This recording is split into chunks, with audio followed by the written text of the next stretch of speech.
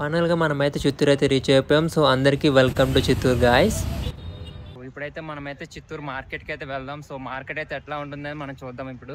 And ఈ చిత్తూరుకి సంబంధించిన full blog అయితే నేను ఆల్రెడీ యూట్యూబ్‌లో అయితే పోస్ట్ చేశారు. మీరు యూట్యూబ్‌లో అయితే వాచ్ చేయొచ్చు. అండ్ నా బయోలో అయితే లింక్ అయితే ఉంటుంది. ఫైనల్‌గా మనమైతే మార్కెట్‌కి అయితే వచ్చేసాం. సో, ఇదైతే మనకు చిత్తూరులో ఉన్న బిగ్గెస్ట్ మార్కెట్ అనమాట.